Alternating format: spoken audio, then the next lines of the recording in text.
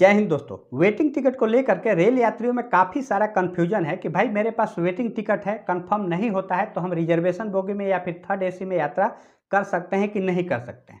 क्योंकि पिछले दिनों रेलवे बोर्ड ने जो आदेश जारी किया है जिसके मुताबिक अगर आपके पास वेटिंग टिकट है, चाहे वो काउंटर का ही क्यों ना हो, अगर वो कंफर्म नहीं होता है तो उस टिकट को लेकर के आप यात्रा नहीं कर सकते हैं। अगर आप यात्रा करते हैं तो आपके ऊपर टीटीआई काफ़ी चार्जेज भी लगाएगा, साथ ही अगले स्टेशन पे आपको उतार भी दिया जाएगा। हाँ, आप उस टिकट को लेकर के जनरल बोगी में यात्रा कर सकते हैं। तो आखिरकार इसकी सच्चाई क्या है?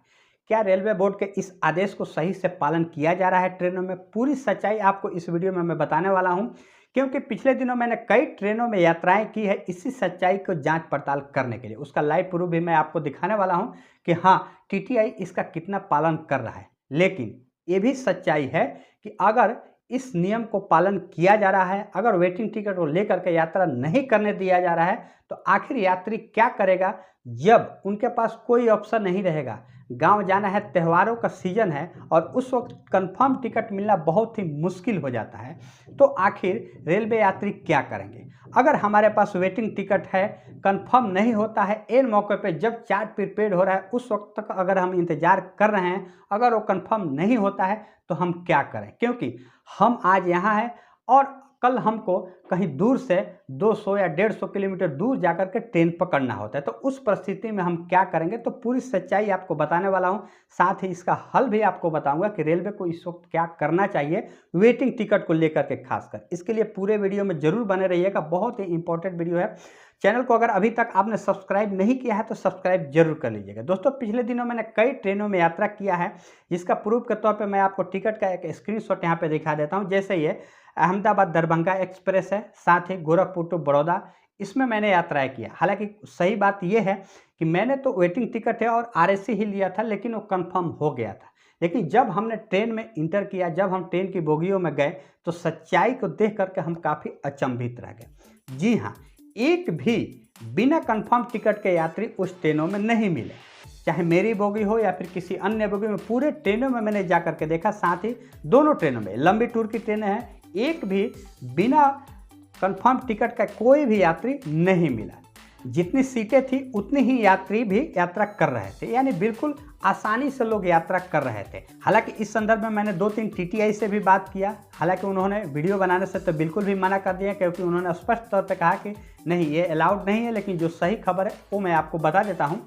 तो उन्होंने स्पष्ट तौर पे कहा कि ऊपर से हमें आदेश प्राप्त हो गए हैं कि भाई वेटिंग टिकट को लेकर के किसी भी यात्री को यात्रा नहीं करने देना है, उनको अगले स्टेशन पे आपको उतार देना है। अगर वो नहीं मानते हैं तो हाँ, जनरल बोगी में यात्रा कर सकते हैं, ये ऊपर से आदेश मिल चुका है।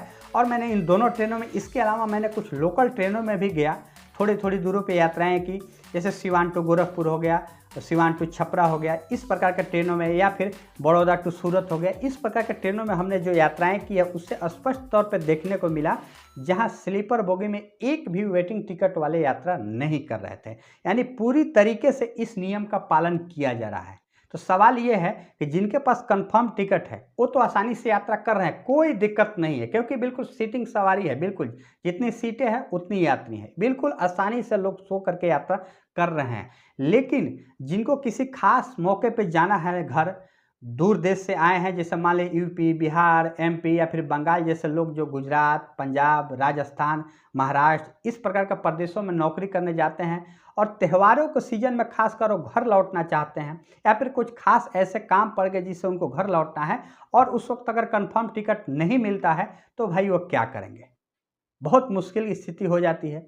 तो इसके लिए रेलवे को कम से कम स्लीपर बोगियों की संख्या बढ़ानी चाहिए, तब जाकर के यात्रियों को सुविधाएं मिल सकती है। सच्चाई ये है। और एक दूसरा पहलू ये भी है कि अगर हमारे पास वेटिंग टिकट है तो जब वो चार्ट प्रीपेड होता है तब मुझे पता चलता है कि भाई ये टिकट कंफर्म हो गया है, अब हम यात्रा कर सकते हैं।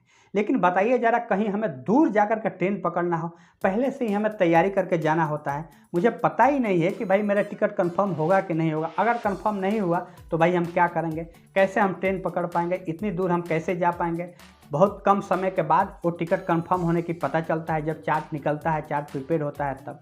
तो इसको लेकर के रेलवे को कम से कम 12 से 14 घंटे पहले चार्ट प्रीपेड कर करके आदेश दे देना चाहिए, सूचना दे देनी चाहिए कि हाँ, आपका टिकट कंफर्म हो गया है। जैसे अभी 3 से 4 घंटे पहले पता चलता है, कम से कम 12 घंटे या 24 घंटे पहले चार्ट प्रीपेड हो जानी चाहिए, कंफर्म हो जानी चाहिए कि भाई इतने टिकट जो वेटिंग वाले थे वो कंफर्म हो गए हैं या फिर आरएससी वाले हैं वो कंफर्म हो गए हैं, ताकि यात्री अपने गंतव्य स्टेशन पर सही तरीके से पहुंच पाए।